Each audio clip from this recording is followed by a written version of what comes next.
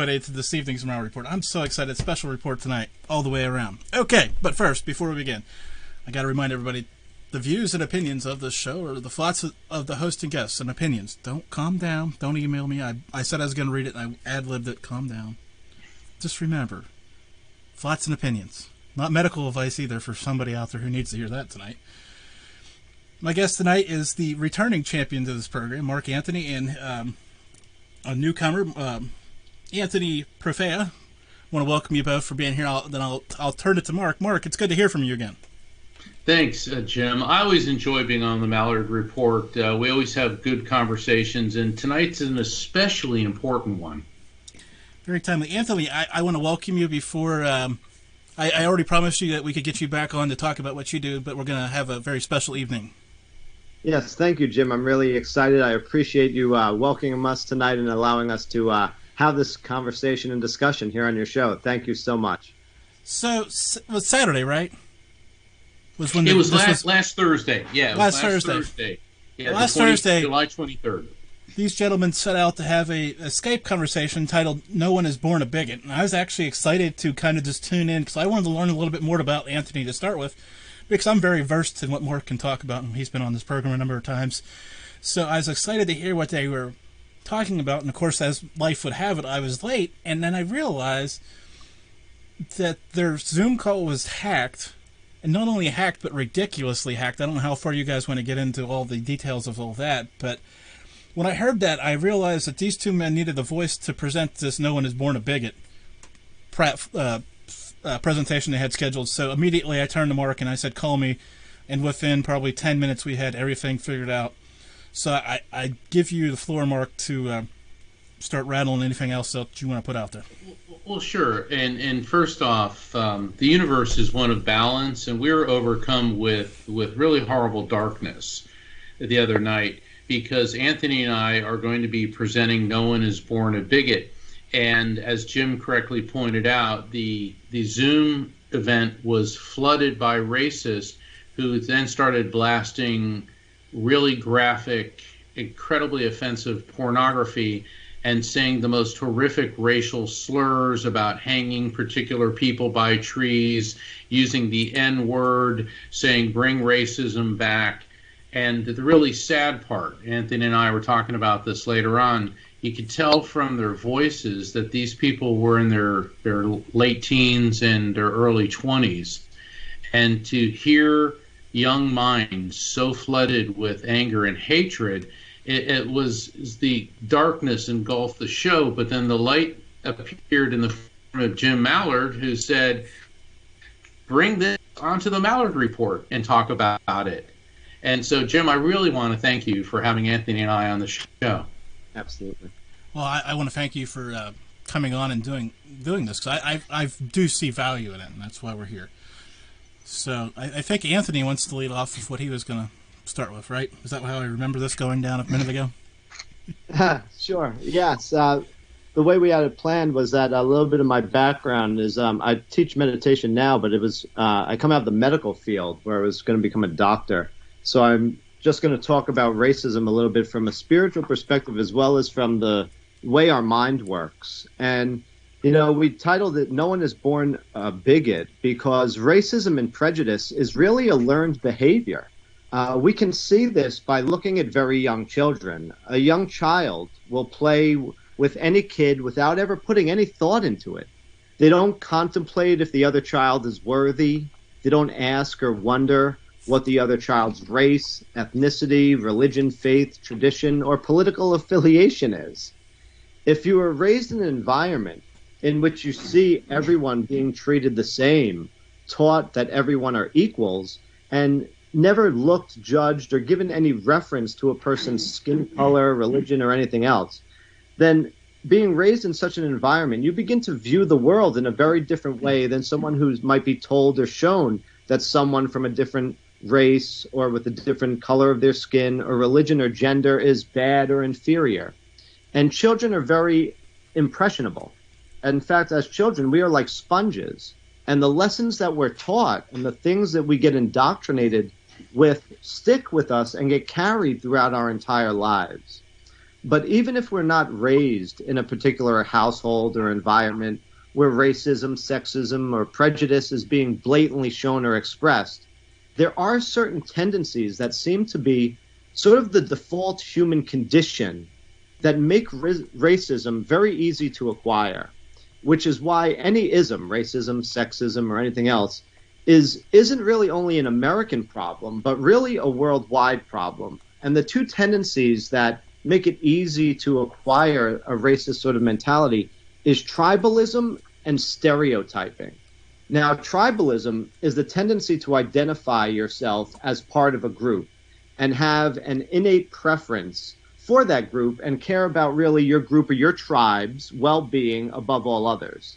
Now, if the circle of family and friends, the tribe that you're in, is of the same race or is of the same color, which is sometimes very common, it's easy for our brains to attach certain features to our tribe, and then everyone who looks different is nearly automatically classified as the outsider or the other. Now, that by itself doesn't make us hate or reject others, but it does mean that people are less likely to feel connected and affection to people who don't look like their group. And when you have to decide between the perceived good of your tribe and the perceived good of outsiders, by default, the mind naturally picks your group or your tribe. Now, stereotyping is another major factor, and our only defense for stereotyping is really to just become aware or mindful of it, because our brains organize things in categories to make them easier to deal with and understand. And this happens all the time in a million different ways. You know, we judge things like, I don't like this or I like that. And then we broad brush life in such... We don't like all foreign films because we saw one bad foreign movie or one subtitled movie. Or we say we prefer big cities to small towns. Or maybe we've heard somebody say, you know, all Asians are intelligent, or bad drivers, or all blacks are criminals, all Middle Easterns are terrorists, all Italians are in the mafia. Or, you know, all artists are more out with than... No offense, Mark. You're a great... None taken. And I definitely enjoy hanging out with you. But what I'm trying to get at is that all of those are stereotypes that have become very prevalent within our culture. But it's not fair to lump all people into one category. There are always exceptions, and nothing ever applies to all. You know, you probably have not seen every foreign film to say that you hate all foreign films because maybe you've seen one bad one. And you've probably never been to every small town to say you don't like small towns. And you've probably never spoken to a lawyer. But what we do is make statistical judgments based on our experience and then generalize that to the whole class in order to simplify things that our brain can handle. Now, on the surface, that doesn't sound very dangerous, but it does create very dangerous effects when the stereotypes are towards people or a specific nation, nationality, a gender, or a race, because the stereotypes can grow into hatred. Now, I grew up in I grew up in northern New Jersey, and I went to an all-boys Catholic Jesuit high school. And in our entire school of 700 kids, there were only about 3 or 4 black students in our school. And I saw firsthand sometimes the difficult days these kids had because of actions by some other students. And yet there were many of us in the school who tried to treat them always as equals and tried to intervene if we saw them ever getting bullied or harassed in any way. And I also know a friend in the opposite side of that coin who grew up in a very rough neighborhood, and he attended a school where he was part of a very small minority of white students. And being in this neighborhood with a lot of social problems, and there was a lot of violence and other kinds of intimidation, he ended up constantly getting threatened and sometimes often beat up in the school.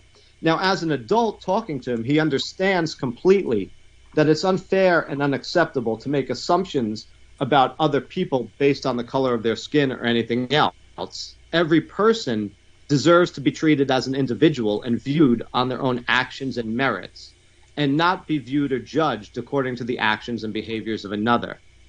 And yet the natural thing to do, especially when you're young, is to group certain people together and assume that because of a past action, if someone of a certain race was unkind or hurt you or harmed you, then maybe it's not a good idea to associate with people of that race, because then someone else of that race might also hurt you or harm you as the person in the past had. So by default, the brain's self-protection mechanism is to view from a past experience of something bad as, well, this can happen again. And that tendency is innate in our brains. It's the only way, and the only way to really be able to overcome that is to really be aware of it and make the conscious decision to see and think about people not as a group, not as a race, but as individuals. And another issue with the mind is that by default, it has a fear of the other. It has a fear of the outsider. It has a fear of anything that's different. And in the history of the United States, which sometimes it's a very sad history, it's filled with many unfortunate, sad stories of horrific prejudice and racism. In fact, I go so far as to say that racism is probably our country's deepest and greatest wound and sickness. For throughout U.S. history, many different races were attacked, were murdered, and oppressed just for being different or just for being the other. And throughout our history, the group who were feared and hated one day may later be approved the next day, but only be replaced by another allegedly dangerous group, all under the guise of national security and the play of the media. We all know the long and very horrid history of racism against the black community. And my next few statements are not to downplay their suffering in any way whatsoever. But let us not forget that this country was built on the blood of Native Americans. And in our country's early history, the racist and tribal tendency of those who began to colonize this country began to murder and slaughter what they called the red-skinned, ungodly savages. And then in the late 19th century, anti-Asian racism spread throughout the nation, and white Americans began xenophobic propaganda against the Chinese, calling them unclean and the yellow peril, a group that was totally unfit for citizenship, and which actually led to the infamous Chinese Exclusion Act, the first law in the United States that barred immigration solely on race. In 1942, FDR signed the Executive Order of 9066, which incarcerated people under the fear of suspicion as enemies and those that we should fear. And this led to the arrest and increased racism against Germans, Italians, and a vast majority of the racism was directed against the Japanese because of their bombing of Pearl Harbor. And between the years 1870 to 1940, Italians were only second to the blacks in the numbers of lynching victims. And the largest mass lynching in U.S. history was not against the black community, but was actually against the Italian community, taking place on March 14th, 1891, in the city of New Orleans. And if you go back and pull up any articles during that time, the Washington Post actually praised the killers for what they did. And Theodore Roosevelt wrote in a letter to his sister Anna that, and I quote, "What happened to the Dagos was what he thought a very good thing." And throughout the U.S. history, even anti-Irish racism ran high for a time when they weren't allowed to apply for any sort of jobs. After 9/11, anti-Muslim and Middle Eastern racism began to run rampant through our country. So the problem is that tribalism and stereotyping and the fear of the other just continues to become self-reinforcing. And if two groups have bad experiences with one another, they stereotype each other as bad and then teach their children or teach their friends that the other group is bad and that we should stay away from them.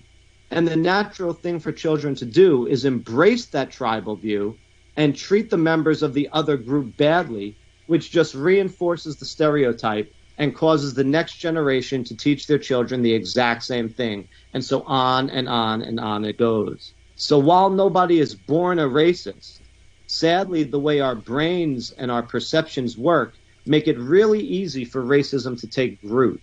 And until it's so woven within our culture and our personal perceptions, once it gets there, it's very difficult to get rid of it.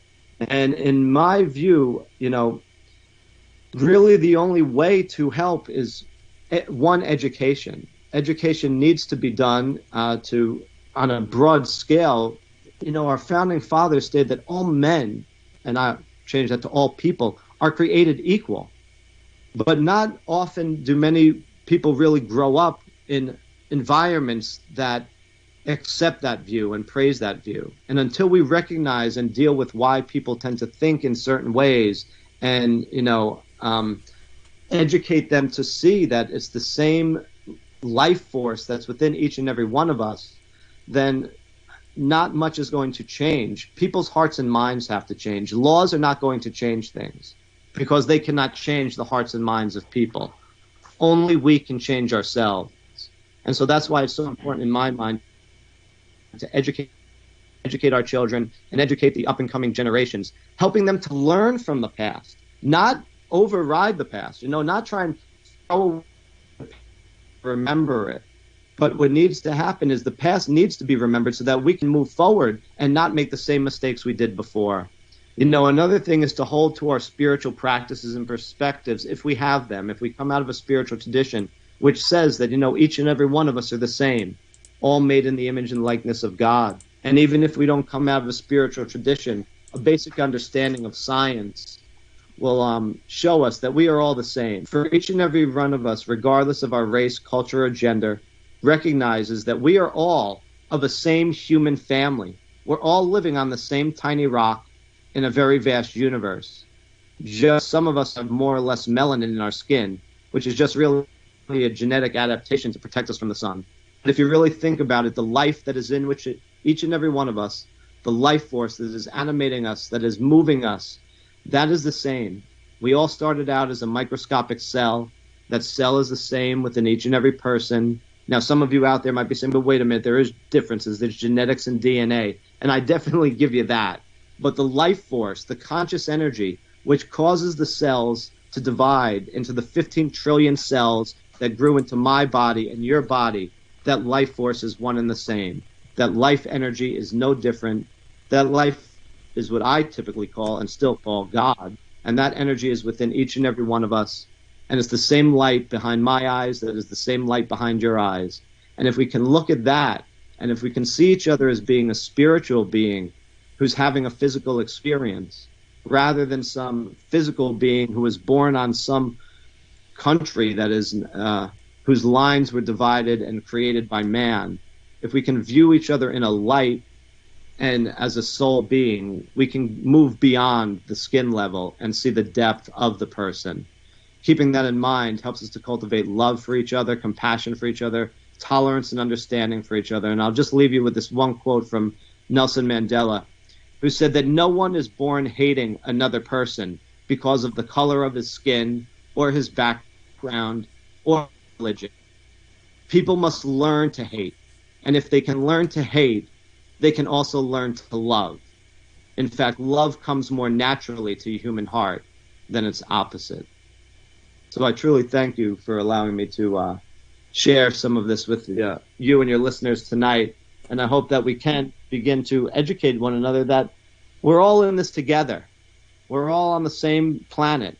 And, until we decide to see each other as human beings or spiritual beings and get along as one human race, nothing's going to really change. Nothing's going to get better.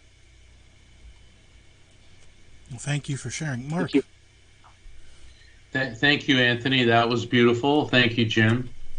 This week, the United States is honoring civil rights icon, U.S. Congressman John Lewis, who died recently. John Lewis was the last of the 6 great civil rights activists, which included Dr. Martin Luther King Jr. John Lewis was known as the conscience of Congress, but he was more than just a politician or a civil rights activist. He showed us that raising your vibration above the negativity in the world isn't always easy. Lewis stood against racism, discrimination, and unfair laws against minorities. And for that, he was beaten and arrested. Many good people have been incarcerated, such as Jesus, St. Francis of Assisi, and Gandhi, to name a few. And like them, John Lewis showed us that a true leader and a person of faith is one who embraces peace and nonviolence in the opposition of injustice and racism, and to do that no matter what the cost.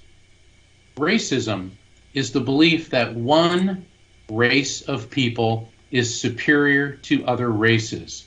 It is based on prejudice, which means prejudging. In other words, you immediately jump to a negative conclusion about another person without knowing anything about him or her.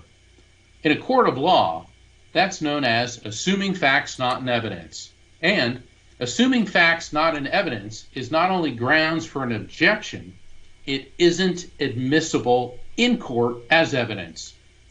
When you flood your mind with prejudice and dislike someone you know nothing about, you're assuming facts, not in evidence. It's one thing to talk about prejudice and bigotry in the abstract sense. It's another to see it up close and personal. Like my friend and colleague, Anthony Profeta, I too was born in New Jersey. And when I was about 2 years old, my dad, who was an aerospace engineer, got a job. And so we moved to Florida because he needed to be near the Space Center. And when I was 8 years old, we moved from Orlando to a sleepy seaside beach town on the barrier island of East Coast Central Florida. For a little kid like me, it was tropical paradise. Our house was just a block from the beach, and my siblings and I went swimming and surfing every chance we got. The house next door to us, it was this really cool old 2-story Florida house. It was made out of Florida pine and cedar, and it kind of had that eerie, almost haunted house look until one day, a single mother, her name was Joanne, she moved in with her son and 2 daughters. The kids were about my age, and they were good neighbors. And I became close friends with her children. We played together. And not long after that, Joanne started dating an African-American man. He was a really nice guy. They loved each other. They seemed really happy. Being from the city, my parents' philosophy was that if someone else's relationship worked, well, then it was no business of ours. In other words, my parents, they taught us, hey, they're happy. It's none of our business. Couldn't care less. But apparently, that line of thought was not shared by others in our community. It was a Friday night in July. It was about 11:30 p.m. at night. I'd already gone to sleep, and my parents had just turned in for the night. And suddenly, every window in our home blazed with this bright orange light as explosions shattered the serenity of the summer night. My parents leapt to their bedroom window, pulled back the curtains, and stared in horror. A 14-foot wooden cross was burning on our neighbor's lawn. It was made of telephone pole sections and wrapped in burlap lined with firecrackers so that as it burned, it was covered in explosions. The KKK, the Ku Klux Klan, had struck a message of hatred and intolerance for everyone to see. That cross burned brightly in the darkness, but it was the darkness that it symbolized that was burned into my memory. And all my 9-year-old self could ask was why. And then last Thursday, when my friend Anthony Profeta and I wanted to present this forum on racial harmony, that no one is born a bigot, we were viciously and unnecessarily attacked when hackers flooded the Zoom meeting with horrific racial comments and slurs. And all my adult self could ask was why. Jean-Paul Sartre was an existentialist philosopher who lived in France during the Nazi occupation.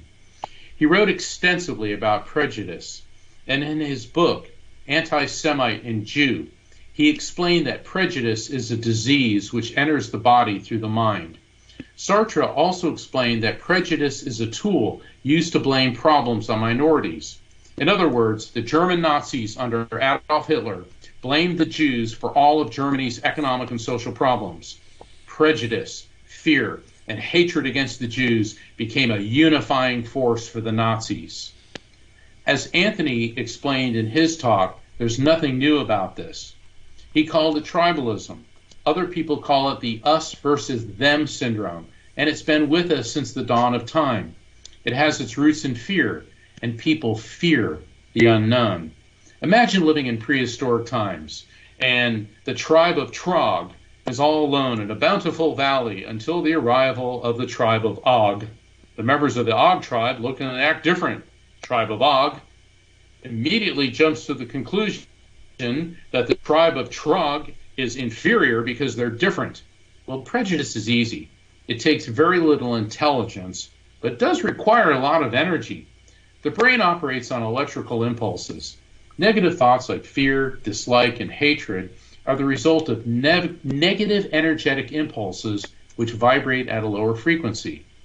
When you don't know someone or take the time to learn about that person's situation or racial or ethnic background, it causes fear.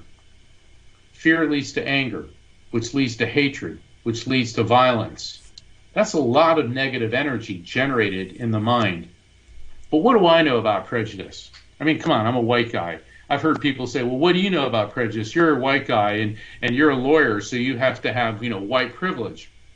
The truth is, the us versus them syndrome is everywhere. And no matter who you are, I can take you somewhere in the world where people will be prejudiced against you simply because of what you are. And that happened to me when I was spending time in Japan. I was over there for quite some time. And, I'm a pretty big guy. I'm almost 6'2", and I was walking down the streets in Japan, and I noticed that women would clutch their purses as I walked by. People would give me a wide berth. And, if you've ever been in Tokyo or Kyoto, those are pretty crowded cities. And it was funny because I'd walk down the street and sort of the crowd would part, and I'd get these looks from people, looks of fear. I remember I walked into a bookstore because they had Japanese books that had been translated into English, and I wanted to get a couple books. And I bought one, and as I was going out the front of the store, this man was walking in, and he froze in horror and terror as he looked up at me, and I could see he was shaking. And I stepped aside, and I bowed, and I said, "Konnichiwa," which means hello, and I yielded the way to him, and I could see this look of relief on his face. And when I got back to the States, I was telling a friend of mine who was African American what had happened. He said, "Well, now you know what it's like." And I go, "What do you mean?" He goes, "That's what it's like for me all the time. I walk down the street, white women clutch their purses, people look at me in fear, everyone thinks I'm some type of criminal, that I'm going to attack them." And it dawned on me that I had finally experienced for a limited period of time what so many people in this country and in other countries experience all the time. So how do we raise our vibration to overcome prejudice and the us versus them syndrome? I call it ARR, A-R-R. Yeah, it's like the pirate ARR. And it's ARR, acknowledge, recognize, replace. Here's how this works. When a prejudiced thought comes into your mind, and it can happen anywhere, seeing a news story, seeing someone of a different race, religion, or ethnicity, or just when you're free associating and thinking, and you start letting these thoughts of prejudice and dislike for someone different flooding your mind. Well, this is when you implement R. A, acknowledge. Acknowledge that you're having this negative thought, this prejudiced feeling. Don't avoid it. Acknowledge. This is what's happening to me. Recognize. This is created by your mind, and this negative thought is clouding your perception with a negative view of another person. And then replace that thought with neutrality. Start saying, I can't judge someone I don't know. I have no reason to feel the way I do. I don't know what their circumstances are. So acknowledge that you're having the thought, recognize what it's doing to you, that it's clouding your perception with negativity, and then replace it with a neutral thought. Now, seeing R in action brings me to Daryl Davis. He's an African-American blues musician, and Daryl has a very unusual hobby. He befriends members of the Ku Klux Klan. And for Daryl, it's all about prejudice being a thing of the mind. And as Daryl explained, initially, bigots feel that if you're not white, you're inferior. They believe that black people have smaller brains and that we're incapable of higher achievement. So he met this one Klansman, and they kind of became friendly. They were driving in a car together. And while Daryl was driving, he asked the Klansman, "So why do you hate black people?" And the Klansman replied, "Well, we all know that black people have within them a gene that makes them violent." Daryl said, "Wait a minute. I'm as black as anybody you've ever seen. I've never done a carjacking or a drive-by. How do you explain that?" Klansman didn't even pause. He said, "Your gene is latent. It just hasn't come out yet." And Daryl thought about it for a moment and said, "Well, we all know that all white people have a gene within them that makes them a serial killer." And the Klansman said, "What? What do you mean?" "Well, name me 3 black serial killers. Ted Bundy, Jeffrey Dahmer, Charles Manson, John Wayne Gacy, all whites. Son, you're a serial killer." "But Daryl," the Klansman implored, "I've never killed anybody." Daryl said, "Yeah, but your gene is latent. It hasn't come out yet." "Well, that's stupid," the Klansman exclaimed. "You're right," Daryl replied. "What I said was stupid, but no more stupid than what you said to me." The Klansman got very quiet, and he changed the subject. 5 months later, there was a knock on Daryl's door. He opened it, and there was the Klansman, except he handed Daryl something. It was his robe and his hood. He said, "Daryl, I've quit the KKK, and to prove it, I'm giving you my robe and my hood." No one is immune from prejudice, but we all can change our thinking. Acknowledge that you had the negative thought. Recognize it is a negative thought and replace it with a neutral thought. Jesus taught us, "Do unto others what you would have them do unto you." Gandhi said, "Be the change you wish to see in the world." Dr. Martin Luther King Jr. dreamed of a world where one day people would not be judged by the color of their skin, but by the content of their character. When you stop and think about these lessons, it's really easy to say, but it's a lot harder to do. And you may think that, sure, social change will come, it'll come about eventually, and I suppose that eventually racism and bigotry will fade away, but not in my lifetime. And if you feel that way, then I invite you to remember the words of John Lewis, "If not us, then who? If not now, then when?"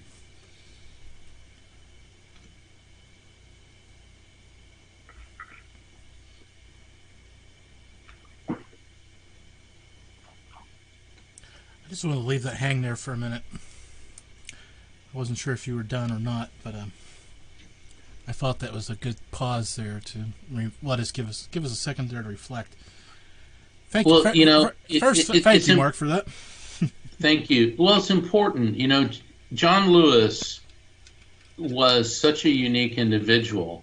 At age 22, he got his head beaten in on the Pettus Bridge in Selma, Alabama, which was named after a Civil War general. I understand there's legislation being proposed to change the name of it to the John Lewis Bridge.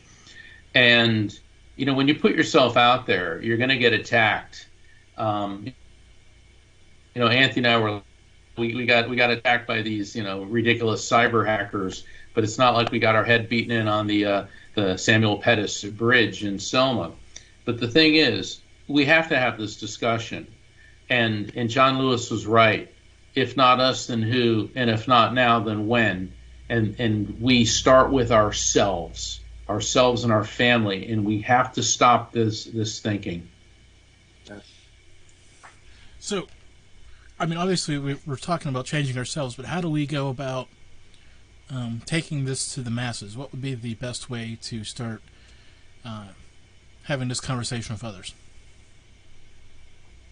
Well, I think it's already in motion. I think the people are out there. We're seeing streets filled with protesters in the wake of the death of George Floyd. The sad part is it's being politicized. The fact of the matter is, do you want to be on the right or the wrong side of history? Every intelligent person knows, like Anthony correctly pointed out, we're all the children of God. We all have the same life force, the same energy, the same consciousness. In other words, we're not our bodies, we're in these bodies. think of your body like a car. And just because you drive a red Ferrari doesn't mean you're better than someone that drives a blue Ford Escort. Okay, because we're not the car, we're what's in the car. And that's the lesson that we got to keep getting out there. So I think, Jim, a good first step is a forum like you've given us tonight to have us on your show. Anthony, what do you think? I agree. Forums like this, where people can have open discussions, where people aren't talking at one another but talking with each other, is a very powerful thing, because then the message can get out and people can see and hear that, people can come together, even if they have, different perspectives, different point of views, they can still get along with each other. Not everybody has to, be the same or like a cookie cutter of the other person. We're all individuals, but forums and platforms where people can have these sort of interfaith dialogues, discussions on racial harmony is needed more than ever, because sadly in today's world, people, it's us versus them for many people. And as soon as you're of a different opinion or a different thought or a different something from another person, they automatically have tuned you out and not even listening to you. So we need platforms where people can be open-hearted, open-minded, and discuss civilly these very important topics with each other. I totally agree, and I just want to tell everybody on the Duck Pond, which is the chat room, that I'm going to be taking some questions for these gentlemen. I have some questions already coming in, and I got some of my own, so as I look at the clock, get them coming, because if you want to get them in, you better get them here, because the host in me is going to take over now that I've sat and waited for 30 minutes to talk about some of these things. I wonder, maybe this is not the right question, but how much of this sounds very politically incorrect, but it's not meant to be. How much of this is timing due to COVID? Because we kind of sat back and kind of sat still for so long in most parts of the country, and then it kind of just seemed like it exploded all at once. That's a very good question. I think the COVID pandemic has brought out everything that's wrong in this country. The divisiveness, the lack of unity, the lack of leadership. But it's very frustrating. Millions of people are out of work. People are angry. And while I'm not suggesting that we're going to degenerate into a Nazi Germany situation, think about when Hitler came to power. Germany was in economic default. There was political divisiveness. There were people that were just so desperate and angry. Same thing before Napoleon came to power in France. There had been a revolution. The economy was falling apart. There was political divisiveness. And so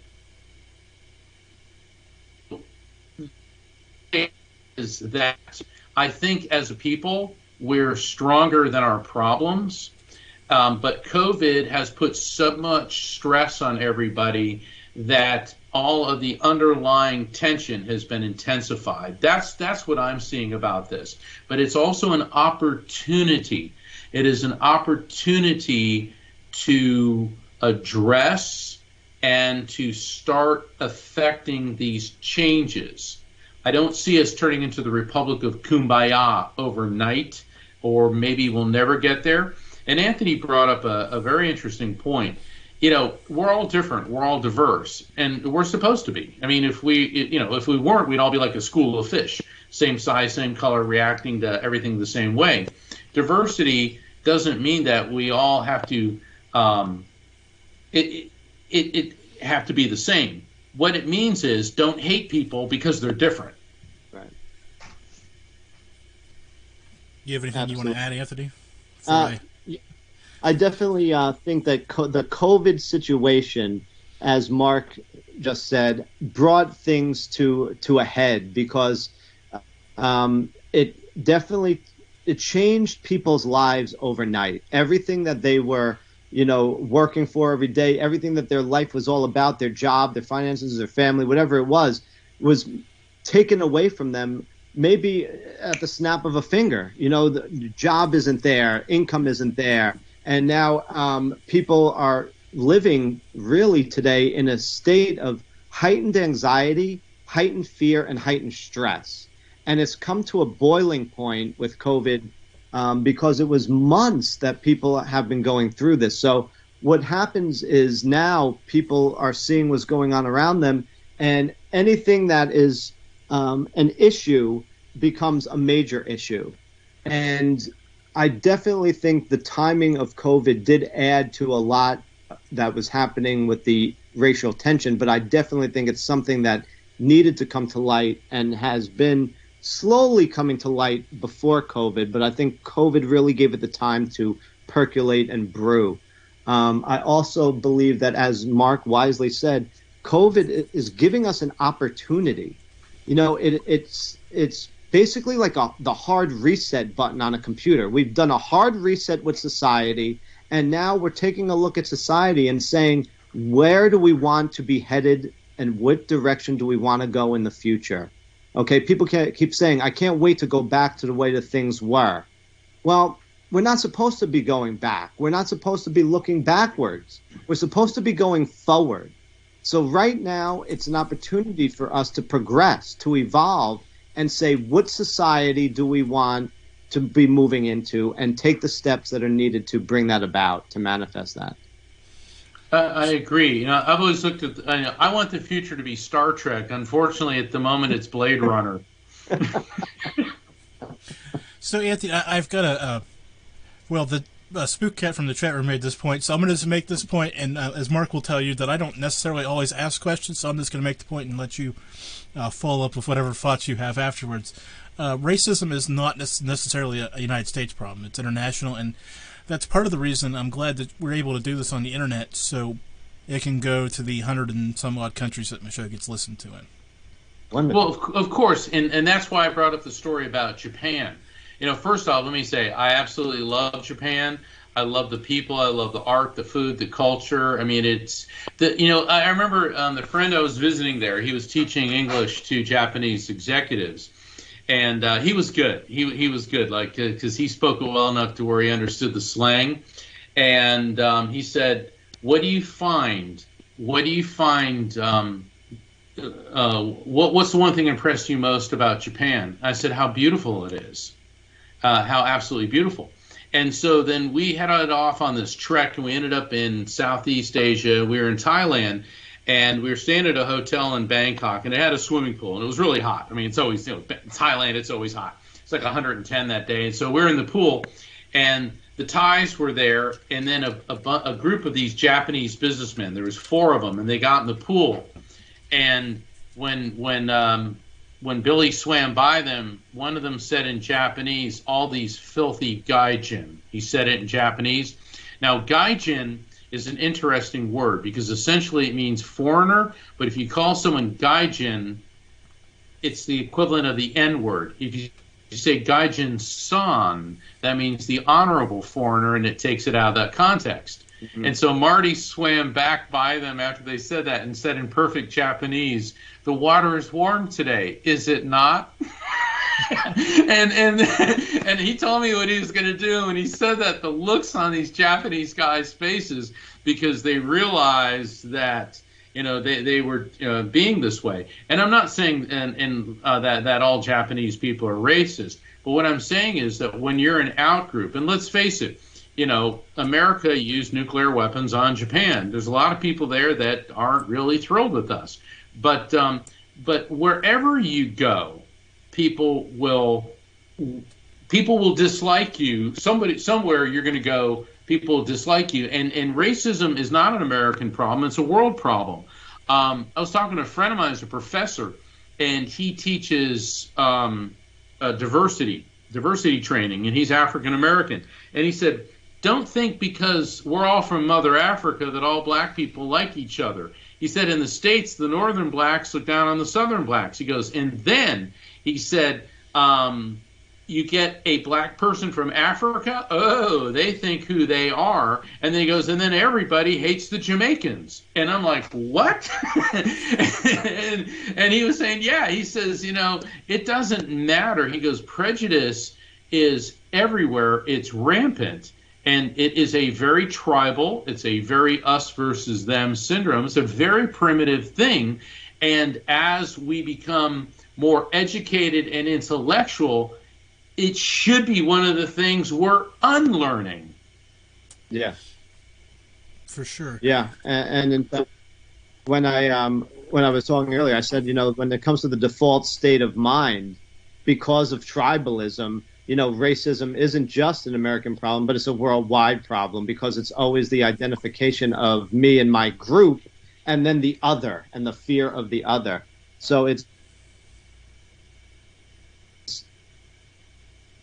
mind looks at the around it and tries to we are a social society, and we try to find a community that we belong to or fit in with, or we like to we try to find our tribe, which is like a sort of popular saying today, and that it's been that way forever.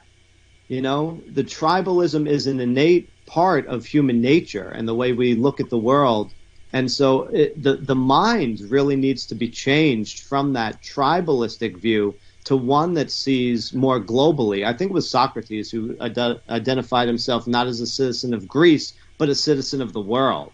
And that's really more what we need to begin to view ourselves as not just me and my community, or me and my tribe, or me and my nation, but we're all on the same planet together. The lines that were drawn in the sand on a map, they're not there if you look from space. There is no countries.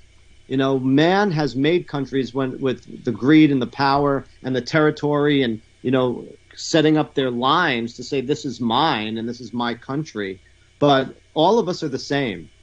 And until we begin to see each other as a human, one human family, or one spiritual family on the deepest level, it's hard to get over that tribalistic view. Excuse me. Oh, that was bad. Guess I timed it right, though. Mark, this question is more for you, but Anthony, obviously you could probably twist it somehow, and if you want to answer it, go ahead. If not, we'll move on. But there's a certain amount of legislation and all this other stuff that is being prepared out there to pay reparations for the actions of 150 years ago. Now, Mark, being the attorney present here, let's just kind of put your ball cap back on for a second. Isn't this a very dangerous precedent to set, going back 150 years and trying to make something right? Say that again.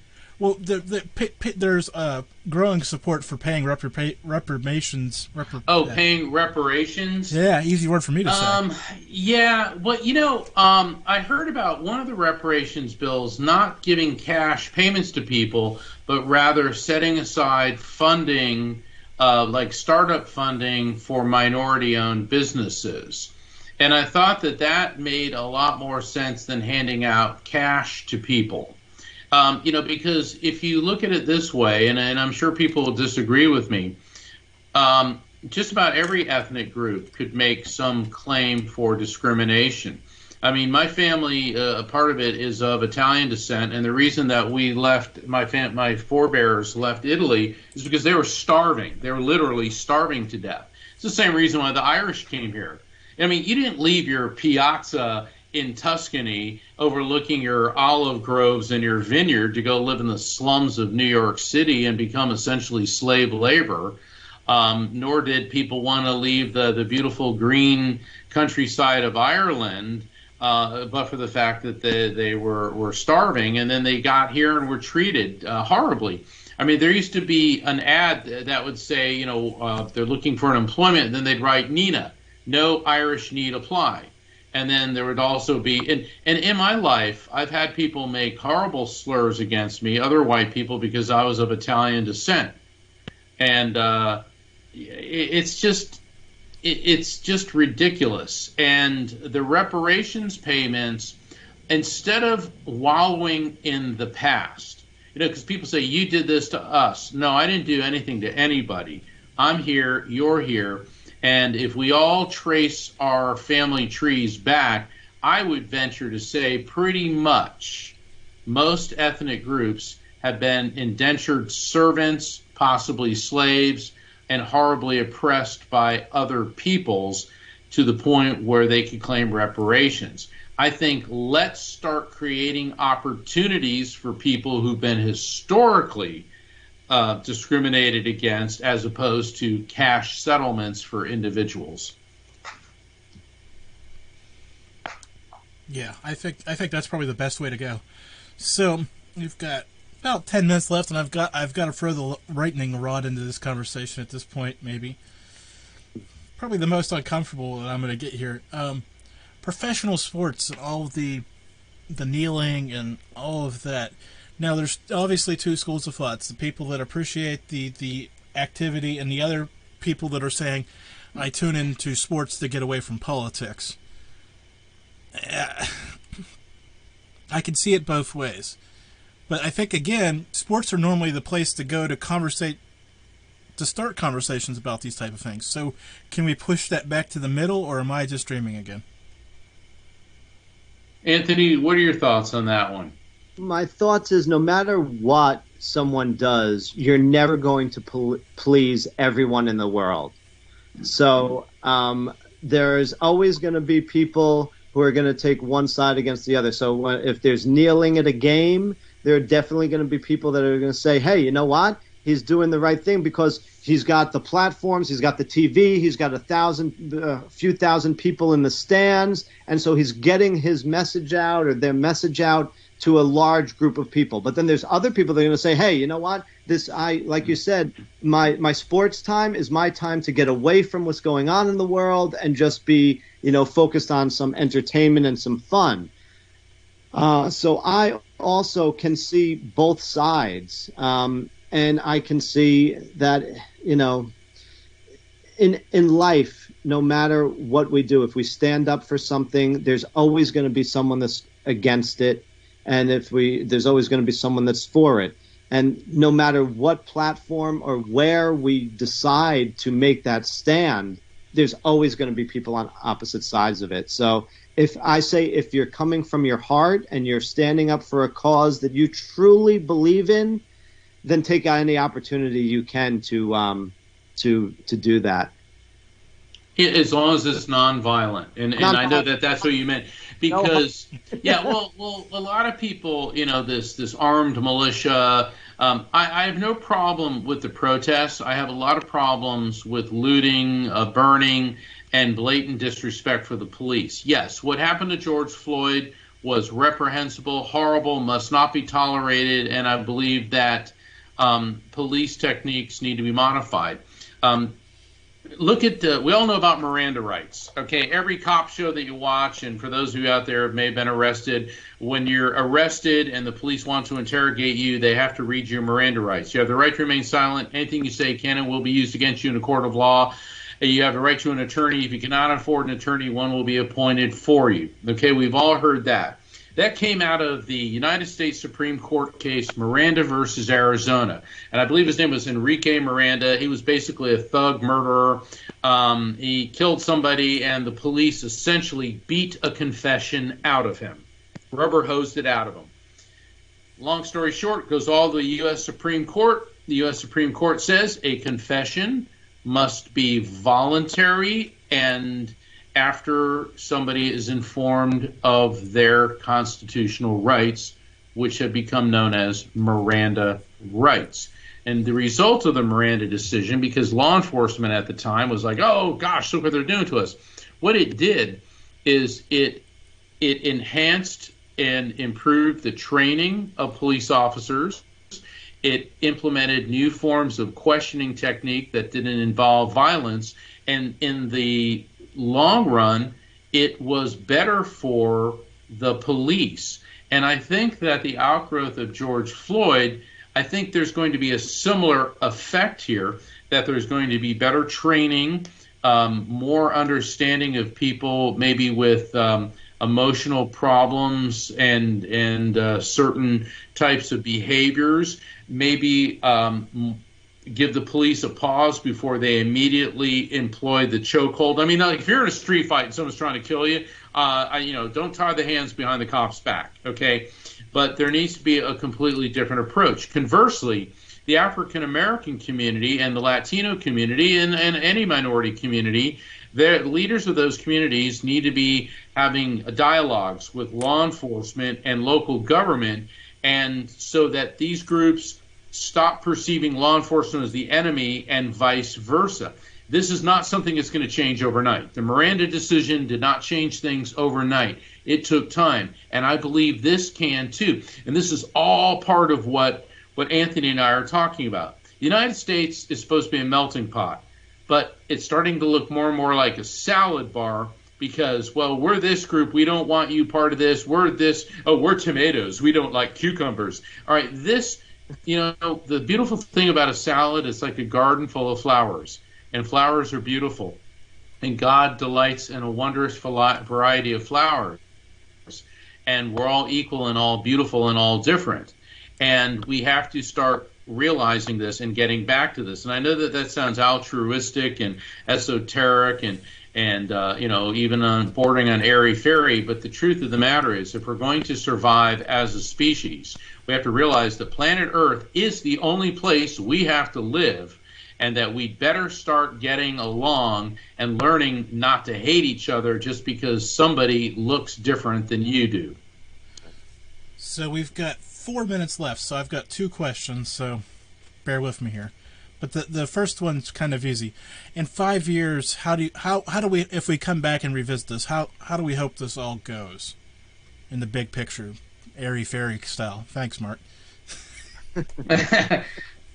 Well, how do we think it's going to go in 5 years? Yeah. Well, I'm an incurable optimist, although life experience has taught me many times to be the opposite. I think that the horror of George Floyd and the others who've perished at the hands of police brutality, and I know a lot of cops, and 99.9% of them are not negative people. Okay, I've had my life saved by police officers on more than one occasion. I also think that there will be treatments for COVID, that it'll be brought under control. I think in 5 years, if we change our direction and our focus, I think we're going to be in a better place than we are now. Yeah. Like Mark, I'm also and I try to remain an optimist, even though if you look back, like you're saying, through the years of my life or the years of just society in general, it seems that, not much has changed except maybe the technology, the clothes, and everything else. But I truly believe that now more and more conversations like this are happening. I believe more and more people are getting behind the notion that we need to come together.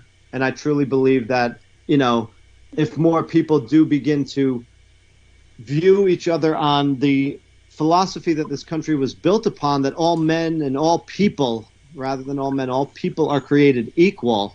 And if we truly begin to bring that into our hearts and minds, that moving forward in 5 years, we can, turn this into the airy-fairy utopian society. But people need to, the change starts with themselves. You have to want to change your own heart and mind. And then by that change, it spreads throughout the communities that we live in. There's a Sufi mystic Rumi who once said, I was once so clever that I wanted to change the world, but now I'm so wise, I decided to change myself. And that's where it needs to start. It all starts with each and every one of us. So we've got about a minute left. So 30 seconds, Anthony. Where can people find you at? You can find me at anthonyprofeta.com, on Facebook, on Instagram, and other social media platforms. Thank you so much. Thank you, And Anthony. You can find me at evidenceofeternity.com, which is the same as my last book, Evidence of Eternity. And you can book a telephone reading with me. And if you mention Jim Malliard and the Malliard Report in the application for a phone reading, you will receive a reduced fee reading. And that's at evidenceofeternity.com. Please sign up for my newsletter and follow me on social media, all through my website, evidenceofeternity.com. Thank you, Mark. Thanks. I hope some of my listeners take you up on that. This has been a powerful presentation this evening, so I'm glad we were able to connect on all this, and I'm glad we did it. Thank you, Jim. Thank you for coming to our rescue when we were under attack by a bunch of people with computer skills yet low-functioning brainwaves.